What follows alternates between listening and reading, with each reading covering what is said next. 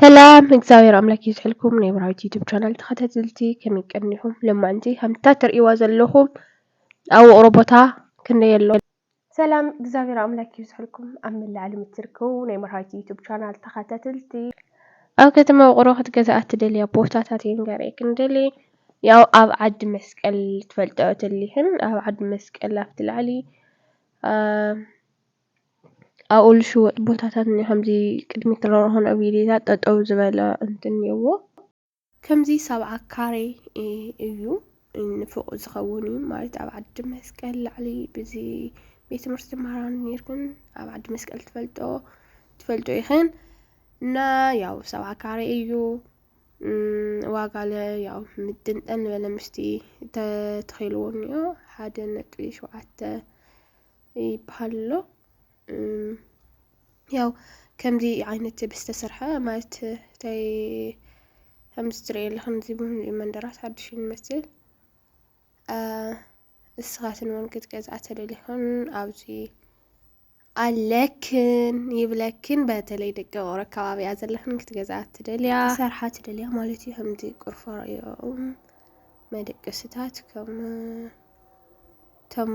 ውሽጢ ኣቲኻ ገለ መጠኻት ምናምን እኒአዎ ገለ ዓይነት ዝረዝሮ ገንዘብ ተልዩ ኩሉ ነገር ዘይበል የለይ እዚ እውን ንሪኦ ዳርጋ ከምዚ ናይ ዓረብ ሃገር ኣሰራርሓ እዩ እዚ ያው መጅልስ ከምኡ ድማ መደቀሲ ይኽን ሳላ ሓማማት መጥበኽ ዘማልአ እዩ ክተስርሖ እተለኽን ያው ከምዚ ሳጥሕ ያው እዚ ዓዲ መስቀል ዝተምሃርክን ብደንቢ ጌርክን ትፈልጦ ይኽን ኢለ ተስፋ ይገብር ያው ለይትፈልጦ ተሊኽን እውን ያው ምናልባት ትጠያይቅክን ኣበይ ወገን ምዃኑ ትፈልጦ ትኽእላ ኢኽን ያው ትጠያይቕ እውን ትኽእላ ኢኽን ብዓዲ ለሎ ሰብ ብዝበለፀ እቲ ክሽነ መጥበኽ ባዕልኽን ከምዚ ጌርክን ንሪኣ እሞ ቁርፋ ኦ ማይ ጋድ ሲሉ በቃ ከምዚ ናይ ዓዲ እዚ ኣሰራርሑኡ ገለ እዚ እውን ክትገዝኣ ክሽነና ከምዚ መጥበኽ እዚአን ማለት እዩ ገና ስለዘይተወድአ ብዙሕ ኣይረአየክን ልኾን ግን እዚ ይመስል እቲ ገዛ ገና ሓዱሽ ናሃለየ ገና ለይተቐላለመ ምናምን ስሚንቶ ገና ዘይተገበሩ ናሃለየ ሽሙ ቀለማት ጥራይ ዝቐረዮ ማዕፆታት ምናምን ክግጠሞ ማለት እዩ እዚ መስል መጥበኽ እዚኣ ክሽነ ከዓ እዚኣ ትመስል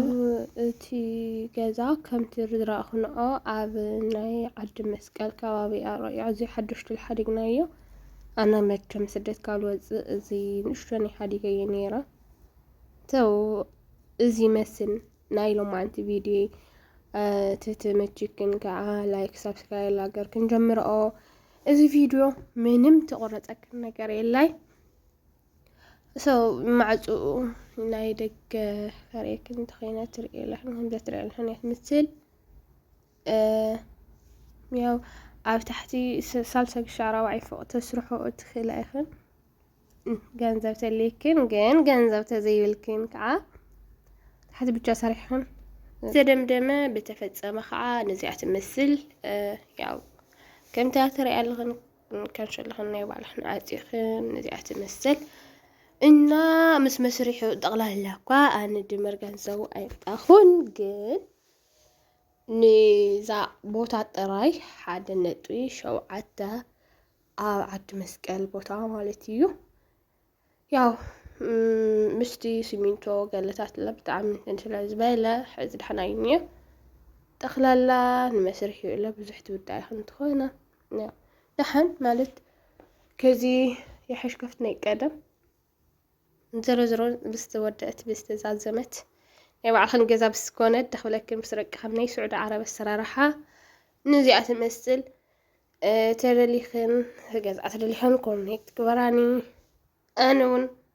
ገተሓባበረክን እየ ሳው ሓድሽ ዝኾንኩም ሰብስክራይብ ላገርኩም ነባራት ዝኾንኩም ከዓ ላይክ ላገርኩም እዛ ቪድዮ ጀምርዋ ክሳብ መጨረሻ ምሳይ ስለዝፀናሕኩም ብጣዕሚ እየ ለመስግነኩም ላኽብረኩም ካሊእ ነገር ክሰርሐልኩም እትደልይዎ ነገር እንተልዩ ድማ ኣብ ኮመንት ኣምጡለይ ኣነ እውን ክሕብረኩም እየ ያው ዓቕምኽን ክትኾን ፈቲኽንኦ ክትኾነ ከዓ ተስፋ ይገብር ብኻሊእ ነገር ኣነ ክሳብ ዝመፀክን ከዓ ሰላም ቅንያት ኣብ ዓድኽን ክትገዛእ ኢላ በተለይ ደቂ መዳም ቀመም ይኽን ከምዚ ኣብ ከተማ ውቕሮ ገለ ብዙሕ ስለንረኽቦ ዝኾነ ኮመንቲ ብኸምኡ እየ ሰሪሕልክን እና ኣሕዋተይ ሰናይ ንዓኻቱ ባባይ